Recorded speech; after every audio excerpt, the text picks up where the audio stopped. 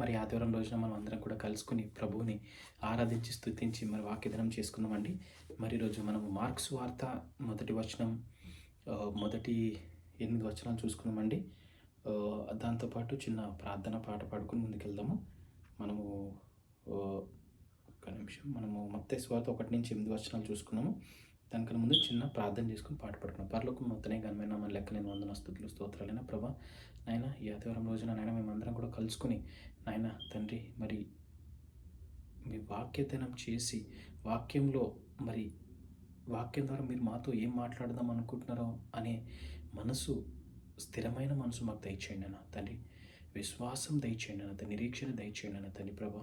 ఆశ దయచేయండి అన్న తండ్రి ప్రభా. నాయన దుప్పి నీటి వాగుల కొరకు నాయన ఆశపడుచున్నట్టు నాయన నా ప్రాణము నీ కొరకు తృష్ణగోరుచున్నదని చెప్పాడు తండ్రి దావీదు కుమారుడు. ఆ విధమైన ఆశను దయచేయమని ప్రతి ఒక్క బిడ్డకి, ఇక్కడున్న ప్రతి ఒక్క బిడ్డకి, ఆన్లైన్లో చూస్తున్న ప్రతి ఒక్క బిడ్డకి ఆశను దయచేయమని, విశ్వాసం దయచేయమని కోరుకుంటూ నాయన మరి ఆది నుంచి అంతవరకు మీకే మహిమగంతో చెల్లించుకుంటూ చిన్న ప్రార్థన నజరేయుడైన యేసునామమున పెట్టుకున్నాం తండ్రి, ఆమేన్. చిన్న పాట పాడుకున్నామని. సియోనులో స్థిరమైన పునాది నీవు, సియోనులో స్థిరమైన పునాది నీవు, నీ మీదే నా జీవితము అమర్చుచున్నావు, నీ మీదే నా జీవితము అమర్చుచున్నావు.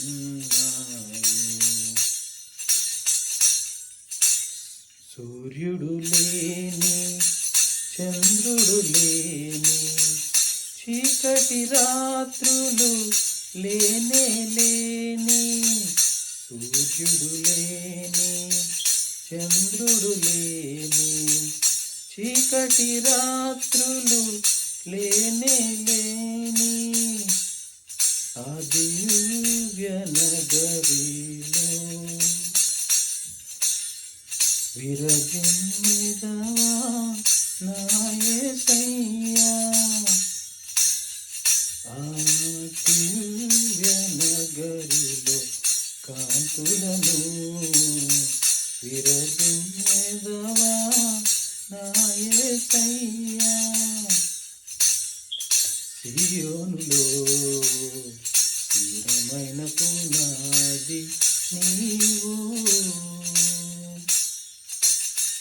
కడలి లేని కడగండ్లు లేని కల్లోల స్థితిగతులు దొరికే రాని, కడలి లేని కడగండ్లు లేని కల్లోల స్థితిగతులు దొరికే రాని, సువర్ణ వీధులలో నడిపించేదవా నా యేసయ్యా, సువర్ణ వీధులలో నడిపించేదవా నా యేసయ్యా, సియోనులో స్థిరమైన పునాది నీవు, నీ మీదే నా జీవితము అమర్చుచున్నావు, నీ మీదే నా జీవితము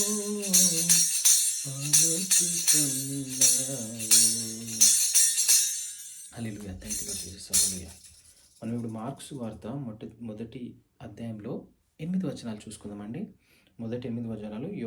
John the Baptist prepared the way. Mark మొదటి అధ్యాయము మొదటి 8 వచనాలు. దేవుని కుమారుడైన యేసుక్రీస్తు సువార్త ప్రారంభము.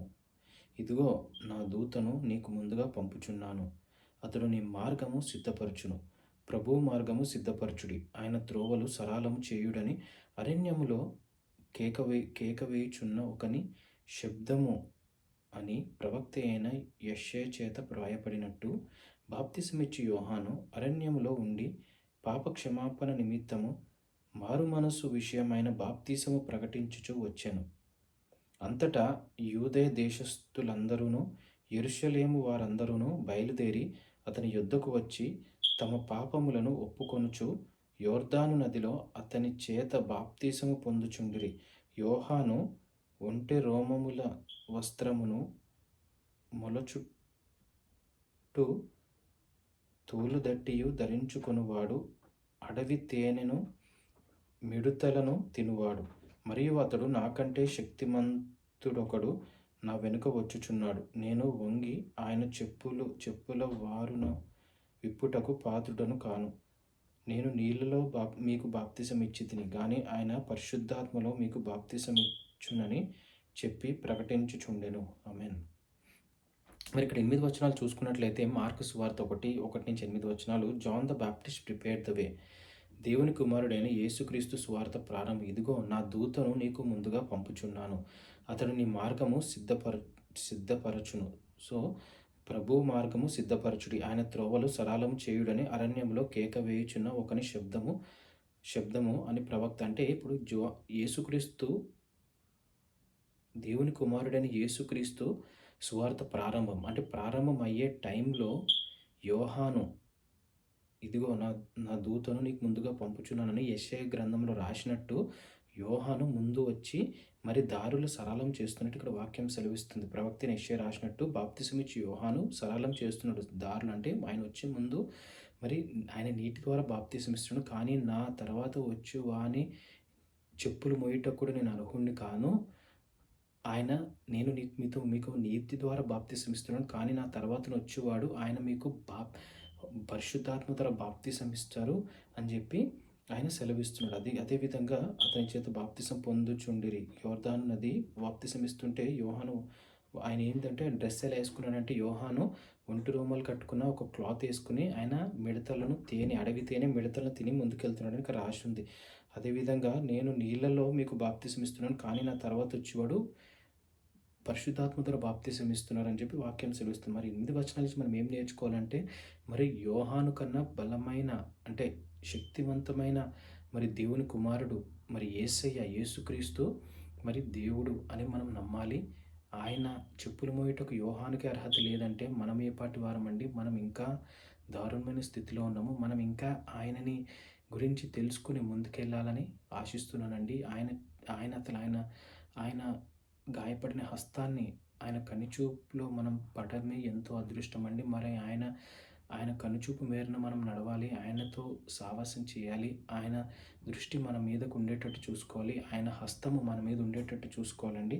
సో ఇవన్నీ కూడా మనము ఈ వచనాల నుంచి నేర్చుకుందాము. మరి చిన్న ప్రార్థన చేసుకుని ముగించుకుందాం. పరలోకము తండ్రి, ఘనమైన నామమున లెక్కలేని వందనాలు స్తుతులు స్తోత్రాలైనా ప్రభా, మార్కు సువార్త 1:8 వచనాల నుంచి నాయన మరి మేము నేర్చుకున్నది నాయన తండ్రి ప్రభా, నాయన మీరు ఎంతో గొప్ప దేవుని కుమారుడైన యేసుక్రీస్తు నాయన మీరు ప్రారంభించిన సువార్తని తెలిపినందుకు మీకు వందనాలు తండ్రి ప్రభా. నాయన వాక్యంతో మా అందరితో మాట్లాడడం మీకు వందనాలు. మేమందరం కూడా నాయన మీరు ఏ విధంగా అయితే పరిచర్య చేశారో ఆ విధంగా మేము ఈ లోకంలో ఉన్నంత వరకు మీ సువార్త గుడ్ న్యూస్ షేర్ చేసుకునే కృపను కోరుకుంటున్నాను తండ్రి ప్రభా. మేమందరం కూడా వచ్చే వారం మరి ఏ విధంగా నడవాలి, ఎవరికి మీ గురించి తెలపాలి అన్నట్టు నాయన మాతో మీరు మాట్లాడండి.